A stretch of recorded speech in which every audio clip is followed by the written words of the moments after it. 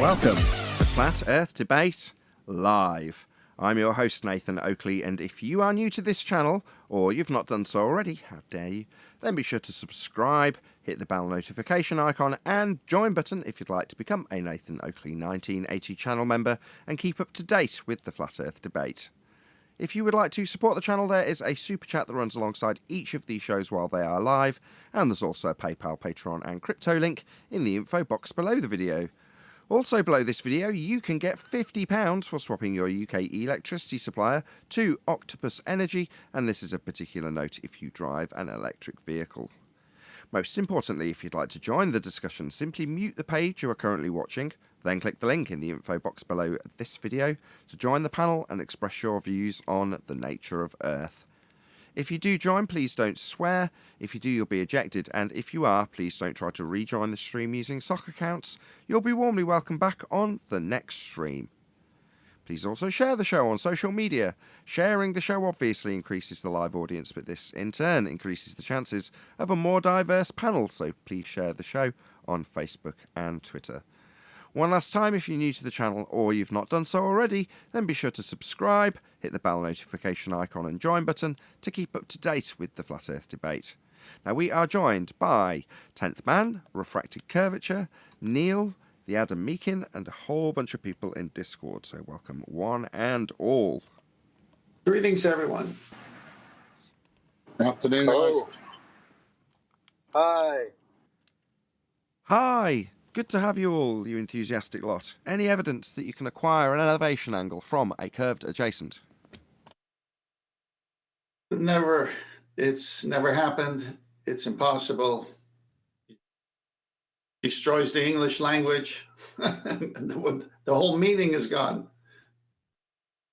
I think I can formulate their argument a little bit better for them about this. Is the flat Earth angle measurements you've taken, if you don't take them from the adjacent and you go to the opposite and ignore that you've taken them from a flat Earth and you double the opposite angle, then it's not a flat Earth anymore. If you take a flat Earth angle measurement, you can show it doesn't work on a flat Earth. Well, not that angle, but the opposite, the one that you didn't take. Yeah. I see. But you did take it. You took it off a flat plane. Well, yeah, we got to accept that before we can move forward in the conversation, that the angle was possible to be taken and you need a flat plane to do that. We have to accept that. Gotcha. So if I was to argue this with you as a glober, I've got to accept first that Earth is flat to take the angle measurement, to then argue the toss about whether or not it works on a flat Earth. Yeah. Wow. Any evidence of a physical geometric sphere edge horizon, formerly known as the curve of the Earth? How can you have a curve on a flat Earth? You can't acquire an elevation angle from a curved surface. Beat me by a second.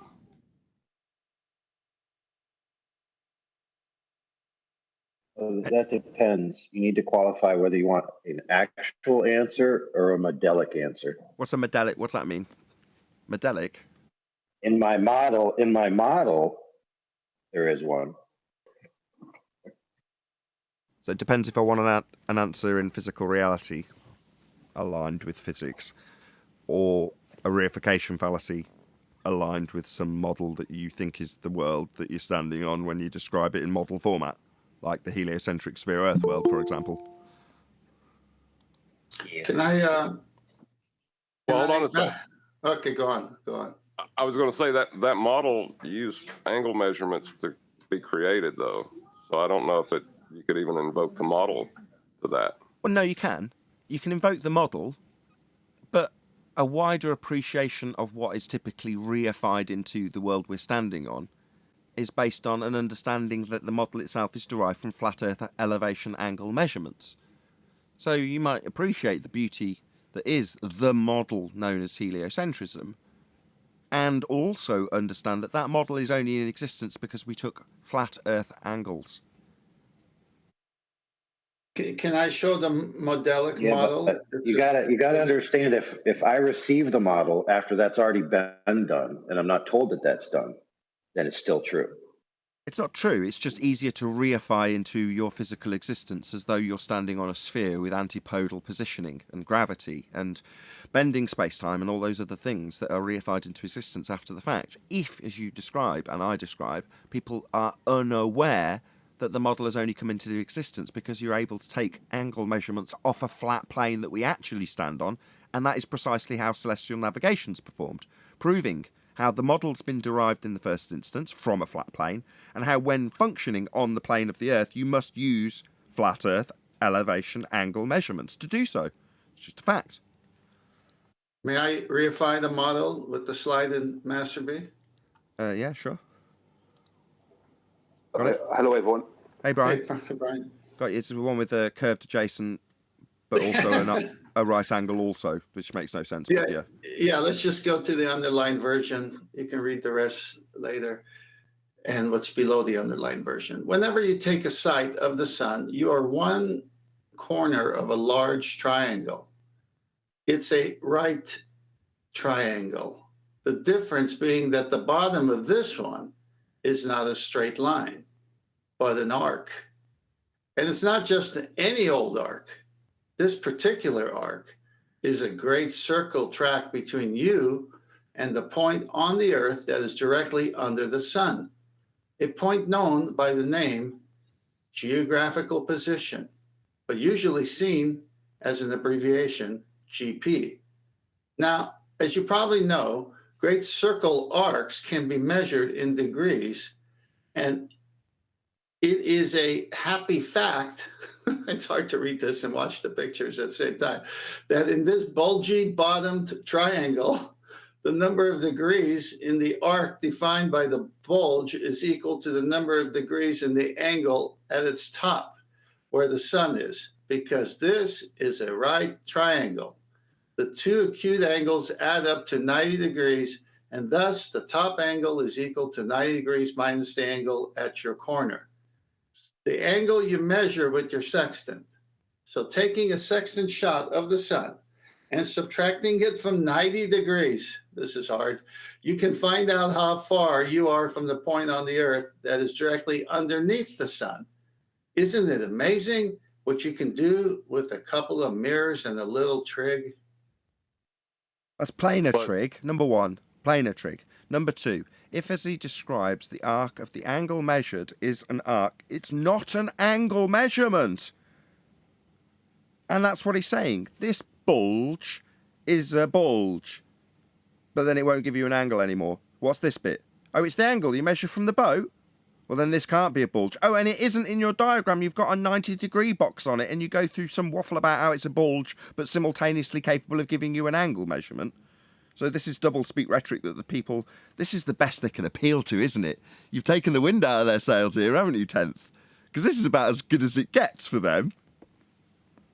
Oh, Proto. How did you go astray, Proto? It's worse than that. Come on, John. I was just going to say, like, the dotted line that they create as an imaginary, I'm throwing, like, the quotations on imaginary, that's actually the angle. That's the ground. And then they draw this curve in like that's supposed to mean something, you know? But it's worse than that because they have to have a 90 at the GP of the celestial body and a GP, and the observer's position underneath the boat. That's two 90s. So they draw a curved line between that. And why are they drawing a curved line? Because they're using a great circle route. Now, great circle routes are limited in the directions they take. But ships do sail in directions that airplanes don't. So that means ships do use routes that are not great circle routes. Unless they use great circle routes, and then that makes it extremely difficult for it to be a globe, because that means they avoid going across the South Pacific. Occasionally, Brian can be quite irritating, and it's because he's very, very learned. He knows what he's talking about, and his point's valid, and it's legit, and I know every word he's just said is correct.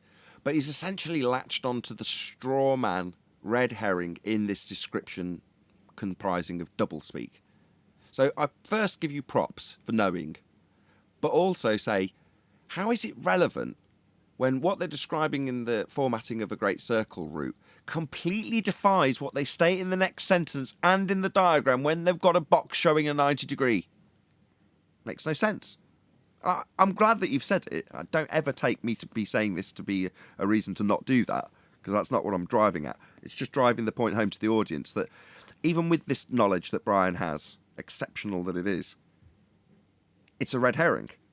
You need 90. They're describing needing 90. They're showing how it's done with 90, but saying, but actually it's a curve. And that's justified how? Well, because they're saying the curve that you measure corresponds to the curve on the ground.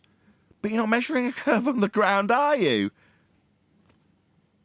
Well, all I'd say, right, I'm not really saying it in my defence, because you are correct, right? I know that you're correct. And I deserve what I get. But what I would say is the point I'm making about these great circle routes is they're no different than the longitude lines on the Gleason's map. As in, when you flatten them out, right? Now, not all of them are longitudinal distances, but the majority of great circle routes are basically longitudinal distances, north, south, south, north, right? When you flatten them out, they're exactly the same length, right? But the routes that they don't take are all the things that are not great circle routes. They're all the things that are not the same length once flattened out. So all the routes that they don't take on their globe, right, I'm just saying, hypothetically, on their globe, are all the routes that are not the same length when flattened out. That means they're moving in straight lines and claiming curves. That's kind of what I'm saying. No, I get it totally. Perfectly valid. And I didn't know that. You know, I didn't know it even though I've covered it. Covered it with Martin in terms of ships getting there earlier based on the distances that they're calculating. And there'll be a mad discrepancy between the time they estimate they're going to take and the time they actually take. And it can be out by a significant amount. And you're like, well, hold on, they've got charts. They know their hull speed. Surely they'd know within an hour of when they're going to arrive. Not within 4 or 5 days or arriving in port 2 or 3 days early. That should just not happen.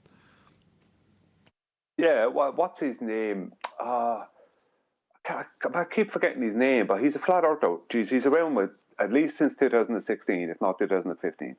But he was a Navy guy in the US Navy, and he said that every time they were in the southern, let's say, the south of the equator, and going across the Pacific, they were always late when they were getting to where they were going.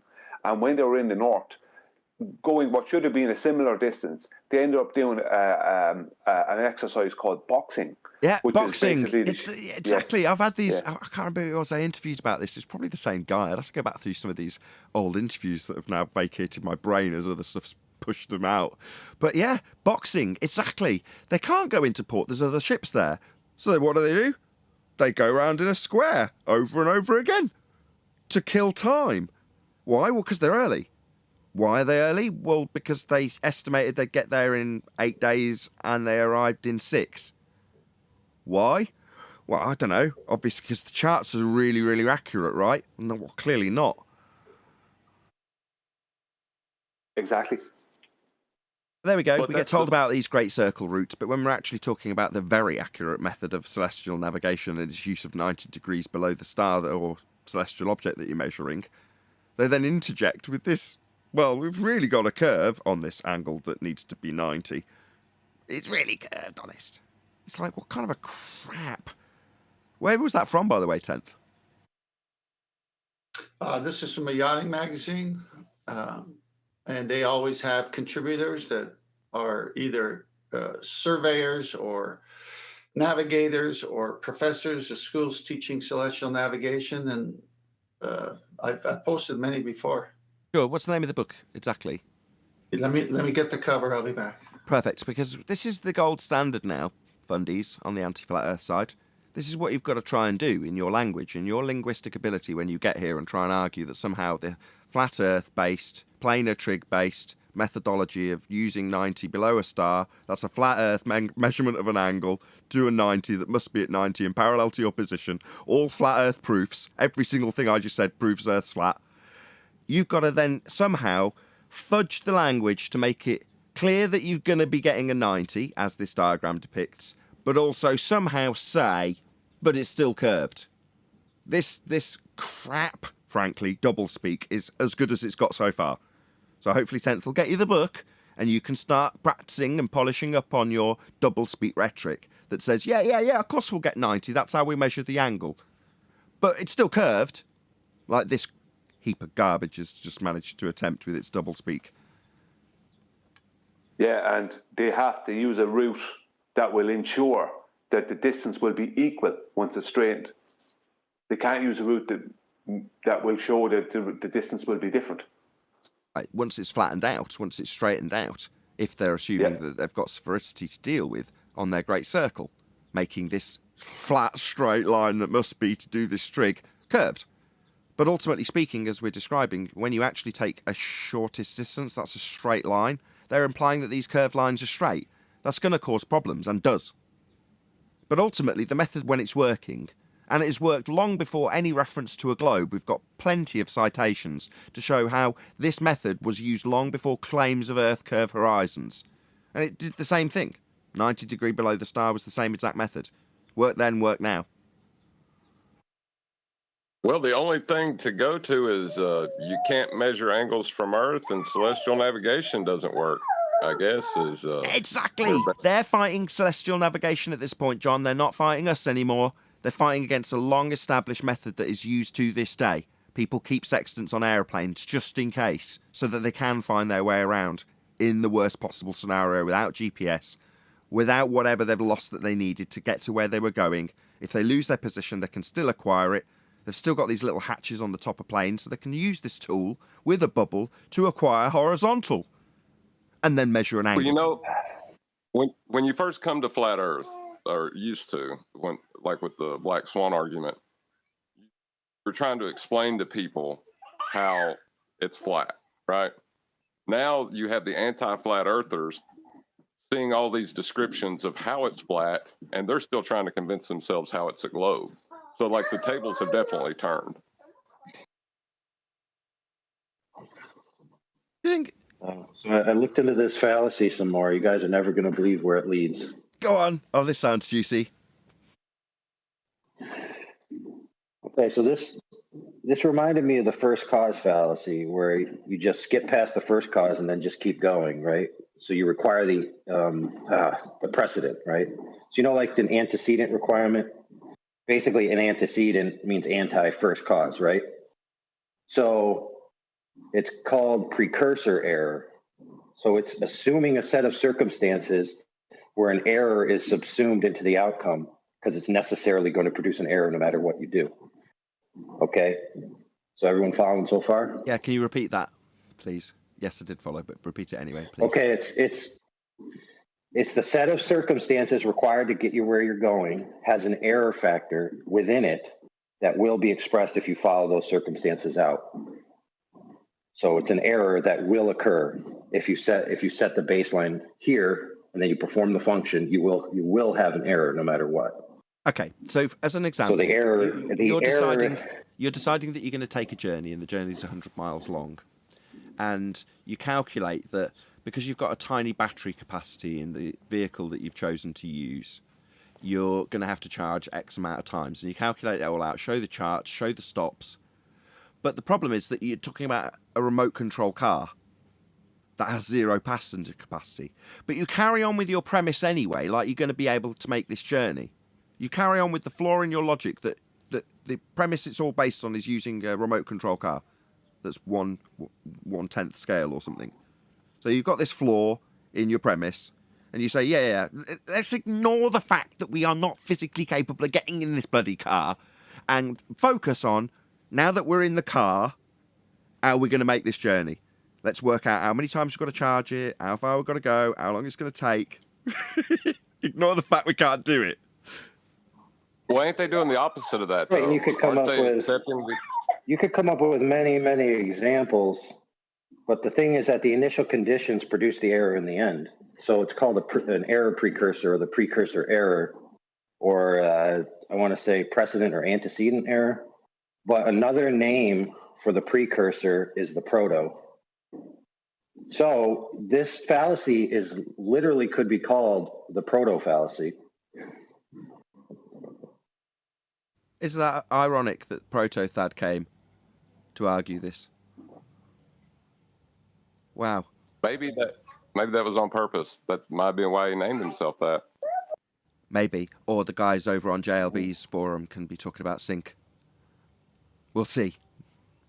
Or God is literally the greatest troll in the universe. Yeah. It's the same problem that I mentioned to you the other day. Like, remember I told you that there's physicists that are abandoning the singularity because they realize that the singularity for the universe creates a first cause error, right? So instead of just running with their first cause error, they skip to the part where the universe is already a little bit bigger so that they don't have to answer the fact that they have an antecedent error, that they have a prototype error, that they have a precursor error built into their model. Okay, so what you're talking about is the first law of thermodynamics violation that is the Big Bang, right? Yeah, or the classical interpretation of the first cause being, if time, space, and matter came from the Big Bang, then the cause must be immaterial, timeless, all of these things, which basically sound exactly like a God-type being. Hold on, do you know what the maths is for that? There is actually mathematics for that. Divide by zero. Don't give it away. Oh, do you know what it is?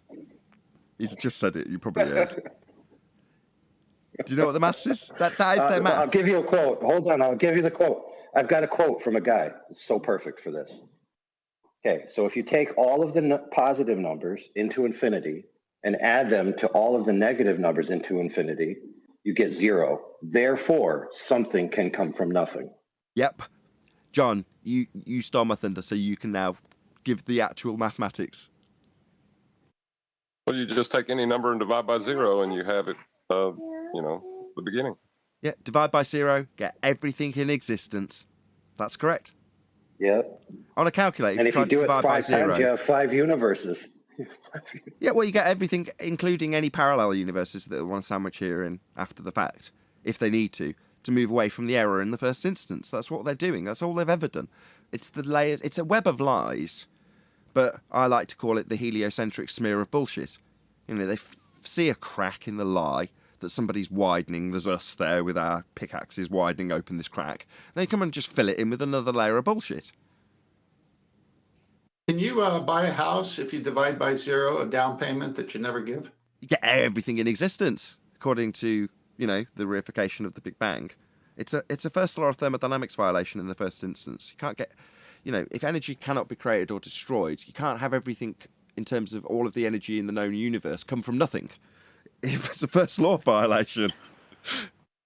If I've got one ice cream and I decide to share it amongst no people, there isn't an infinite amount of ice cream. It's a conception, a mathematical conception that they have to invent to be able to continue solving the problems. If you realise that actually it's nonsense, then you can't solve the problem mathematically. So you have to come up with something, get an 8 really drunk so it falls over, and use that. Come on, Adam. You know that if you're going to divide your ice cream by zero, that means you have infinite ice creams to distribute among 0 people. I just want to give Adam props, because Adam's taken it to the... If you've got something that's bullshit, you need to wrap it up or, polish that dog turd, at least roll it in a bit of glitter. And rather than saying divide by zero, get everything. Now, that could lead your average layman to scratch his head and go, hang on a second. So instead, the description we got from Citation Police earlier was, no, that's not how they describe it.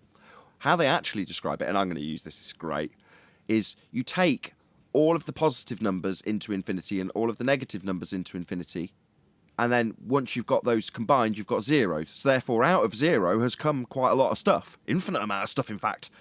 So that's how you're going to write this wrong. That's how you're going to square that circle. just by using infinity, another a conception.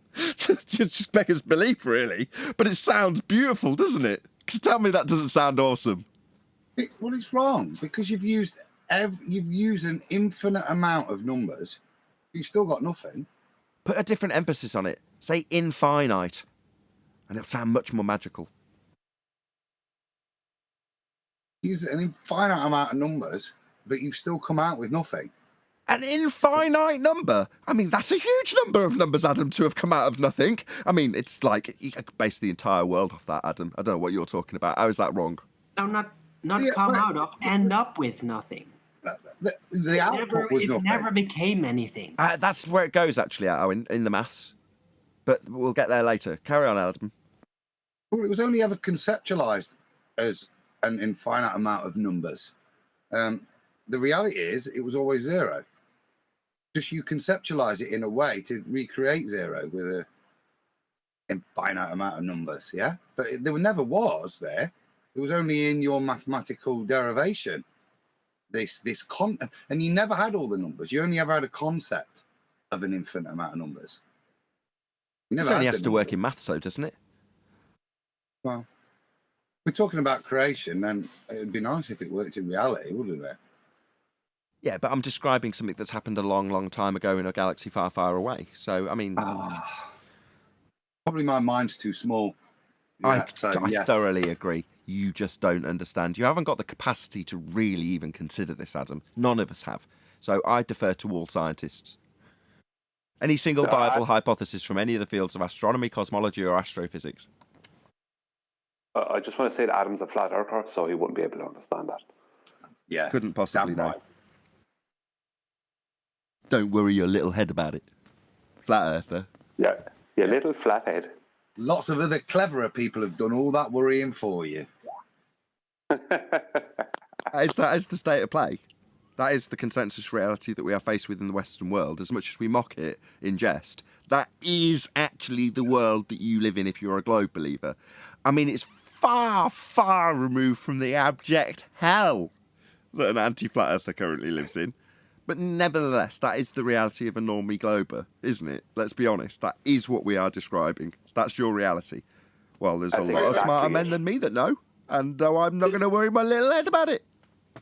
Did you guys just say Adam's whole entire life has amounted to zero? No. As soon as I declared myself a flat earther, society nullified any achievements. I do have another good quote that applies to that thing we were previously talking about, which was mainly in the regards to atheistic arguments versus naturalism and special creation. So it basically goes, if you give me one free miracle, then I can explain how the universe is explained without miracles. Yeah, that's get your own dirt joke. Well, I'll tell you what, give me some flat earth angle measurements and I can show you a globe. Yeah, give me a flat earth angle measurement and I'll give you a globe. That's perfect. Copyright Nathan Oakley, 1980. Hey, as much as proto-fallacy is a very poignant name, we could also call it the free miracle fallacy. Hold on a second. I'm getting some angry messages from Brian saying that he came up with that at least 2 weeks ago. Yeah, but listen, 2 weeks from now, I'll retcon the record that I came up with it 3 weeks ago. Just as long as 10th Man isn't getting any credit for any of this, I'm okay. I especially like it when he presents an image and then we totally hijack it and talk about it over the top of him and potentially even shut him down while he's waiting to do the presentation on the image he's put up. That's the best scenario ever. Excellent. I don't mind being zero. Did we want to spend a few minutes blowing smoke up 10th Man's ass? No, let's move on. Hey, hang on. I posted the cover of that article and the author in Masterby, as you asked. Okay, so it is Cruising World. That's Nathan Oakley. Are we? Sorry, is this for real? This is a publication called Cruising World with a topless little boy on the cover. Okay. Oh yeah, the whole article's in there. Okie dokie. That's just the take image that off of screen. Nathan Oakley. Okay, so I've got to say Photoshop. this now. Hold on. For the anti-flat earthers, Cruising World is your globe gold standard. So you need to go and pick up a copy of Cruising World so that you can polish up on your curved adjacent with 90-degree argument as they presented it, because that's about as good as it's got so far for you, the anti-flat earthers.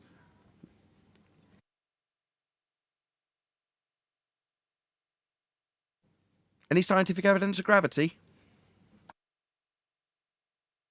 Well, you'd have to come up with a couple of joule radii values for a globe first through the Union.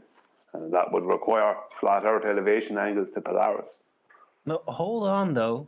You know, Newtonian gravity is the thing that's keeping the solar system and the galaxy together, mathematically. There we go. So what else, could keep it together than Newtonian gravity? It has to exist. Hold on. Why is that also not a first law violation? Energy can't be created or destroyed, so therefore Newtonian gravity can't apply to a flat Earth acquisition of an R value reified into a heliocentric model. Is that good enough paraphrasing? Well, I was talking to Eli.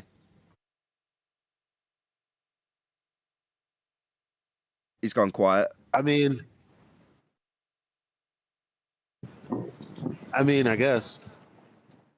Good enough. well, Anthony had an interesting article yesterday that he showed. The idea of action at a distance that Newtonian proposed is process impossible in the Baller's religion. Is that not partially what we have pseudo force space for? God, it's just philosophical sidetracking, right? I'm sorry, but the entire universe model, whenever it's modeled out, whenever they apply maths, it's to Newtonian gravity based. So you can think of gravity whatever you want. They're using it. It's right there. If it wasn't there, they literally would have nothing to even look at. Have you had to deal with somebody denying this or something, Arwin? Because, the reason it's in the housekeeping question is because it's a fundamental premise of the heliocentric model as you're laying out. So is somebody currently denying it because we've debunked it? The reason we ask for scientific evidence is because it's absolutely claimed to be in the model. We know that they claim gravity. I mean, it's been a while since there's been fundies here, Arwin, but gravity is something that they chant ad nausea because it's part of their model. And we say, okay, well, where's the physical evidence of it? That would be scientific evidence. The physics. Somebody denying gravity. Any. What's going on? Why would you say that? I'm intrigued. Well, they can't let it go, even though it's not claimed to be the official gravity, right? And nobody claimed that, but they still have to have it because otherwise they couldn't even work out their model. They couldn't do it without Newtonian gravity. I got you. You're highlighting the fact that a partial reason is because Anthony's being discussed, that they don't and cannot relinquish the Newtonian gravity aspect of the model, in spite of it being, hey, Anthony, pay attention to this, in spite of it being out of date and superseded, is because it's holding their model together in the truest sense of the word. It can't be relinquished, is what Arwin's saying. Exactly. It's the glue that keeps the art piece together. I don't know why you're laughing. It is glue. You laugh because it's a sniggery metaphor, because but it is acting like glue. That's not a bad word, Arwin. Nathan, let me interject right there because it's perfect. So they tried to model gravitational accretion with Newtonian gravity, and they had to add an additional factor beyond Newtonian gravity. Guess what they called it? Go on. A stickiness factor. Stickiness. A stickiness factor. There you go. So even the Newtonian glue still needs extra glue. I love it. Gravitational accretion being the formation of the existence of all rocks in the sky that are now in an orbital mechanical motion derived from an R value that they got from a flat plane. Just saying. Yeah, that stickiness factor is the same factor that holds the atmosphere to the rotation of the Earth. Even though, well, yeah, I'll end it there. Well, that is kind of where it ends, so Not a bad point to put a full stop or an underline. Any evidence of a self-perpetuating molten iron core at the centre of a presupposed spherical Earth?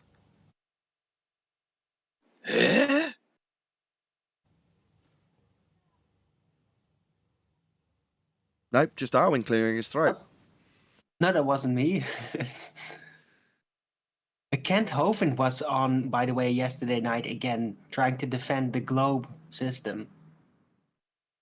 It's so funny every time he tries that. Oh, has anybody let Kent know that the model was derived from flat Earth elevation angle measurements?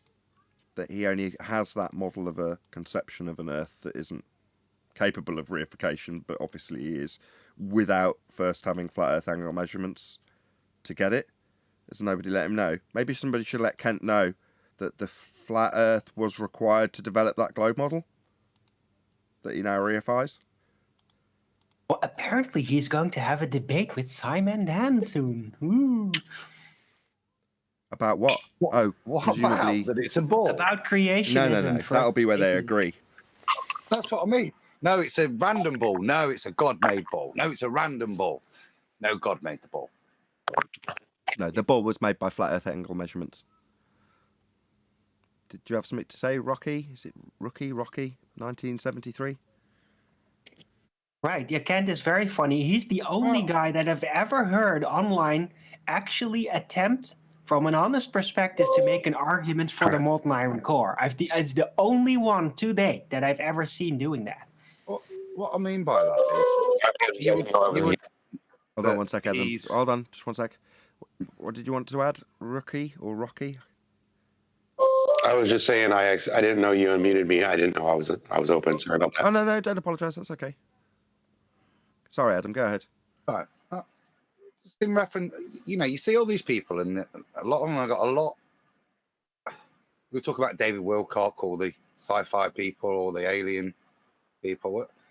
If you look at Kent and the way he's argued against evolution with his Bible, have all the people that you think it would be easy to make a switch and go, you know what?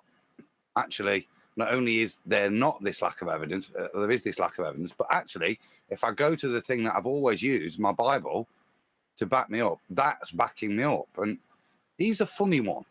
I don't get. I thought by now he would have... Me too, Adam. Not be so vociferous against it. Do you know what I mean? That's the... Yeah, he's the tricky one, that one. I figured by now he'd latch on. Nope, he fights against it. Don't you think he's got an easy get-out card? Oh, no. I should have read my Bible properly. Bosh. Do you know what I mean? And away he goes. He moves forwards. But Adam, it's pride. Pride. Oh. Neil's very passionate about Kent Hovind, Adam. I loved Kent Hovind back in the day. So did I. Yeah, Yeah, he said a lot of stuff that challenged the mainstream narrative. It woke a lot of people up. You don't necessarily stay there.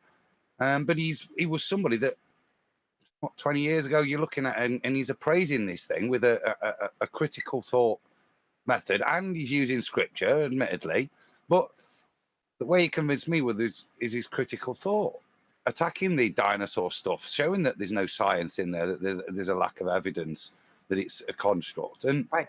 Fossils, the nature of fossils, how it can quickly fossilize. I learned that from him. Yeah. And yet he's doing everything he's criticized other people with regards to evolution for with this ball model still. I just find it strange that he's not taken it's not that he's ignoring the subject. I was talking about David Wilcock. He just stayed away from it. That was 4 years ago, by the way, that thing, Nathan. I checked it. But yeah, just that he's actually having a go at it, and now joining in with ballers to attack flat earthers. That's a very Adam. Thing. I can answer to this specifically in Christian apologetics. 1 second. Can I say one thing? He's keeping a lot of Christians from discovering the flat earth too, because he's got a big following. Okay, go ahead, citation, please. Okay, so the theory of the Big Bang and all of this stuff is essentially a mathematical presentation of the phenomenal world, right?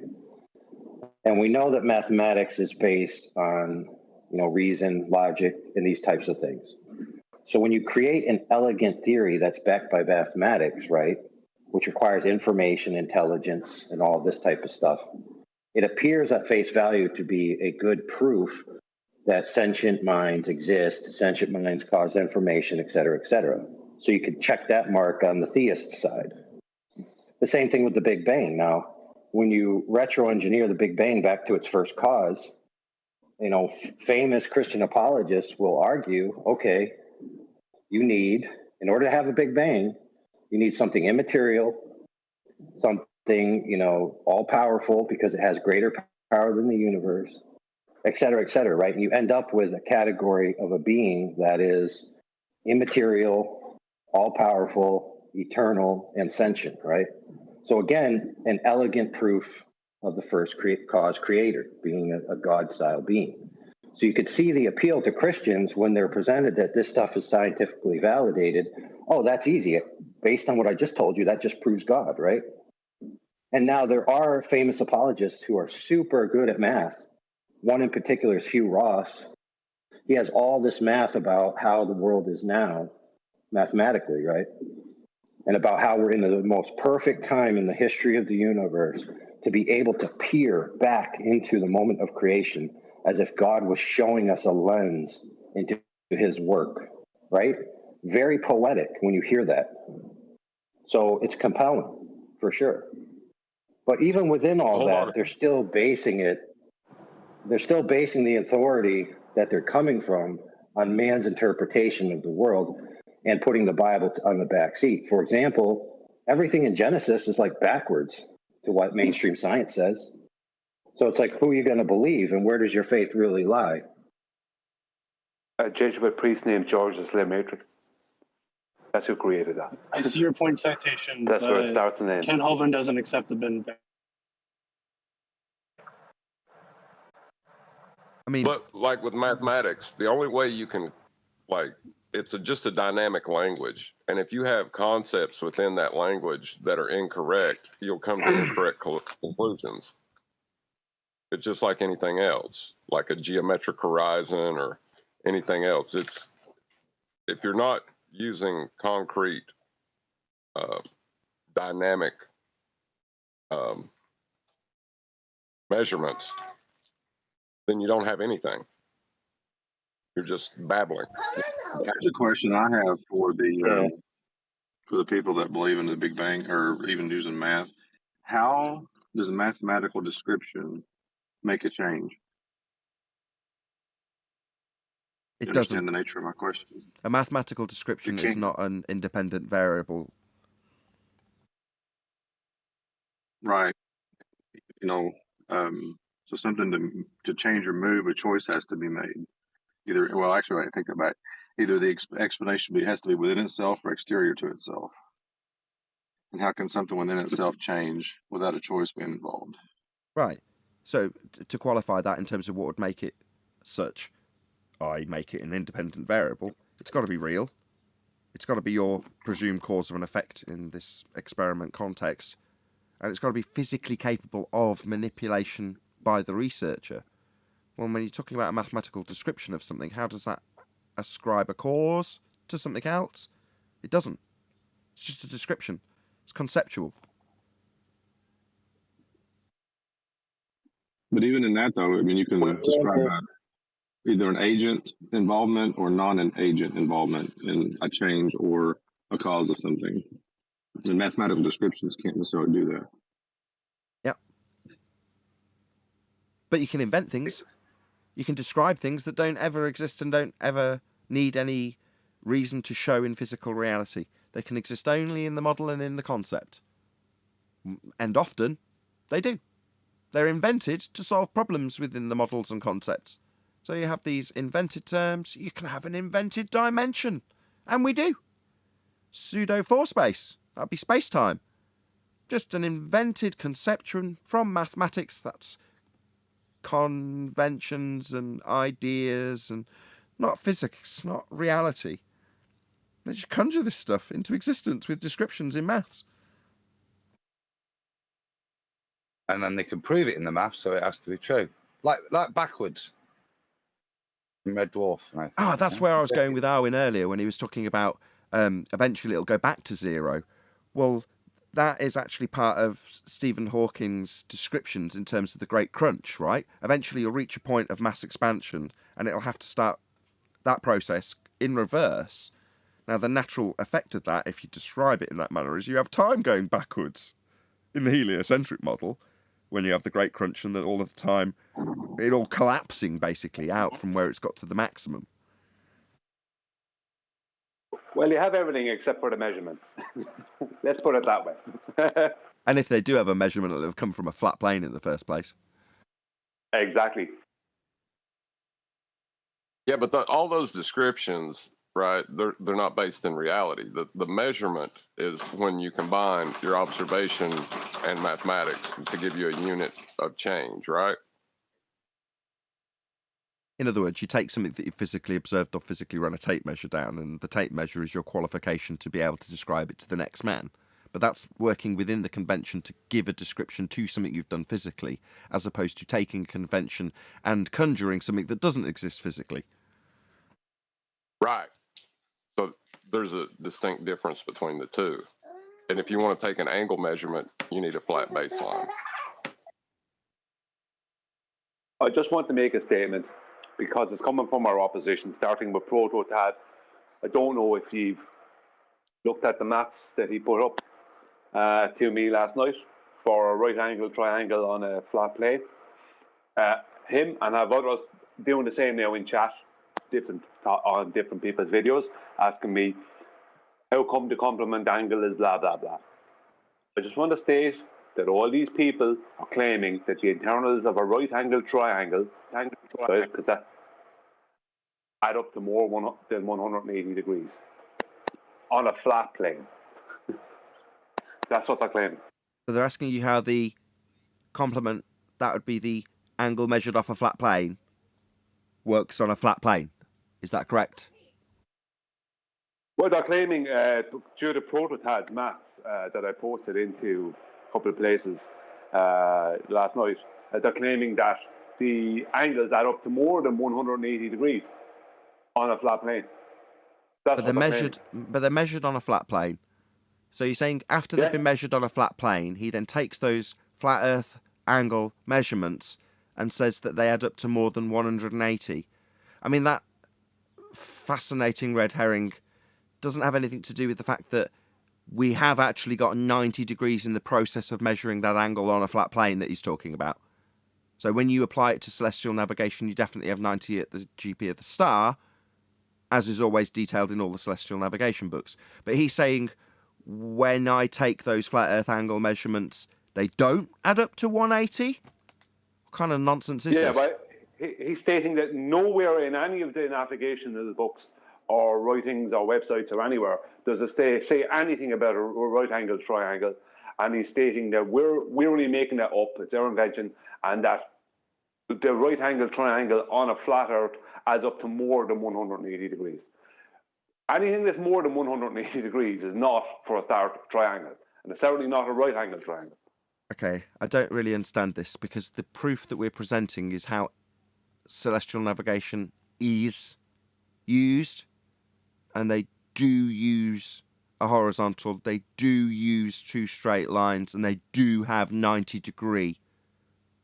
Did I not post an article? Hold on, who is this actually fighting against is what I'm trying to establish with Brian, because it sounds like it's positioned against Brian, but it sounds more like what's being charged at Brian is actually an attack on how celestial navigation is actually done. Am I right, Brian? Or am I missing something? No, that's exactly it. That's what I have to say. They keep at the moment with him as the four person, keep trying to build the same straw man.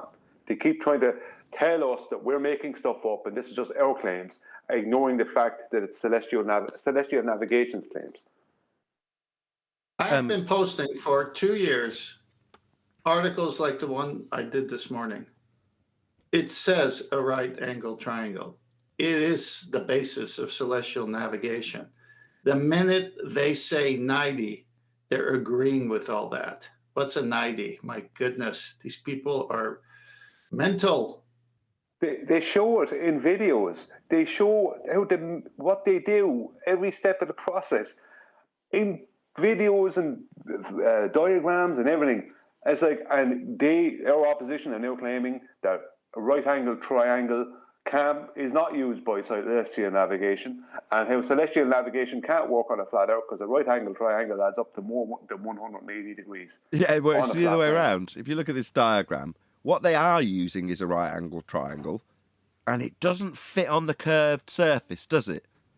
So the problem that they're trying to spin is that the curved surface doesn't work with a triangle. No, that's correct, but you can't basically flip what is our claim and demonstrably the case as per this diagram. The triangle they do use, there it is on screen, doesn't fit on the curved surface. You can't have a curved adjacent, and this diagram shows that. Now, which bit of this diagram is the bit that they're actually performing? Well, the bit with the 90 degree and the two straight lines for the angle measurement. Ergo, it is actually functioning on a flat plane, but depictorially you can show it not working like this, with a curve that doesn't match the straight flat line you've measured. And you can even describe underneath how that's a great circle route that makes it not work when you are actually taking a flat Earth angle measurement. That is how it's being performed. So keep it up, Proto-Thad. Attack celestial navigation in an attempt to reposition it like it's our claim. But it's black and white.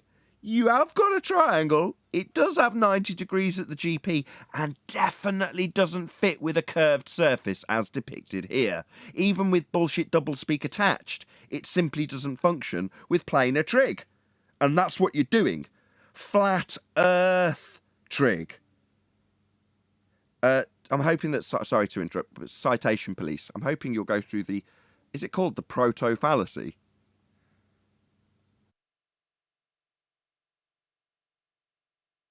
Maybe Citation Police has disappeared just at that moment that I'm hoping he's paying attention. Comment. They also, on the opposite side of what you just said, are saying you can treat great circle routes as a straight line. Now, think about that statement. Well, you're going to be using a straight line, so they've got to weasel in somehow that you can treat this claim to be curved, not working with triangulation or the flat Earth planar trig. You can treat it as curved, but that ultimately means it's straight, by the way.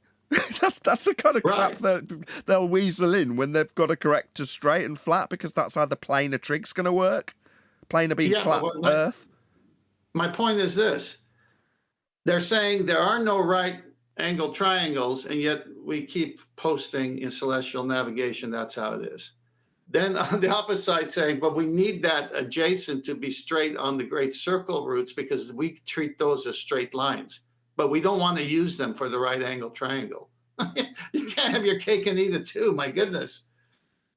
No, they're using methodology and rhetoric, right? That's all they're doing. They're trying to confuse the two. I don't know if it's intentional, but because they drew that curved line on that one diagram, they're trying to say, see, it's still a sphere, even though we needed the flat plane to get the angle measurements. Or even though it doesn't match with the measurement that we're describing you functionally doing. Look, the diagram shows how you got a curvy line where the bent line that you're using is. Right, your methodology requires a flat plane, but your rhetoric has a sphere. That's pretty much it. You there, Citation Police?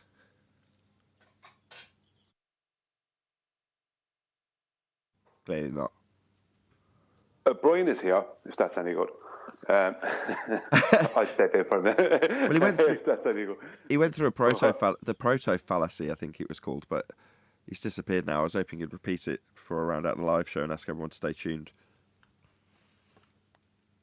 I'll just say before you round out the live show, in case Proto doesn't turn up, what they're actually trying to do is reposition the reality of celestial navigation. They're trying to create straw man arguments and wrangle in character assassination attempts. And that's what they're at. Because what Proto is claiming is that the distance in miles will be greater on a flat plane using right-angled triangles. Like completely ignoring that it's the degrees of minutes that is measured across the sky that then become the nautical miles. He has some crazy calculation where the nautical mile distance will be greater along a flat plane. He must be using some kind of weird, or some kind of dodgy spherical trig within that or something. He has some kind of a begging the question fallacy in there somewhere. But that's what he's at. It's just as described.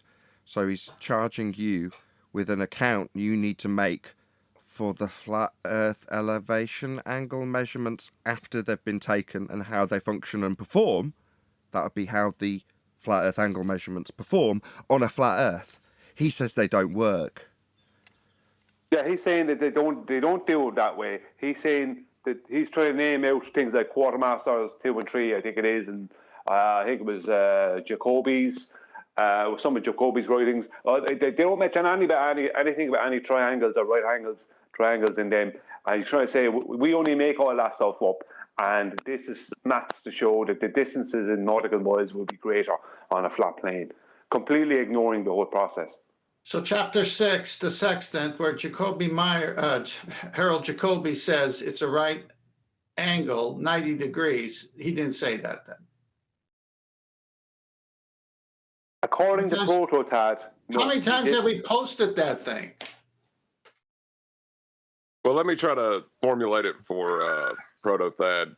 It's basically, you dumb flatties don't understand that the angle measurement, which required a flat plane, that was taken on a flat plane, if you take that angle measurement and go to the opposite side of that triangle that you say exists, and you change that angle, but you didn't measure, then the measurement you took is invalid on a flat plane. With that, I'm going to say, if you are watching this on either Nathan Oakley 1980 or Nathan Oakley Premiering streams, then stay tuned, as there will be an after show to follow. Unfortunately, if you are watching live, this is where we bid you farewell. So a huge, massive, enormous thank you to all of you. Smashed the PayPal link, liked, commented, shared, subscribed, joined as a Nathan Oakley 1980 channel member, and all that good stuff. Once again, stay tuned if you're watching on a Premiering stream. I've been Nathan Oakley, and I will see you all in the next video.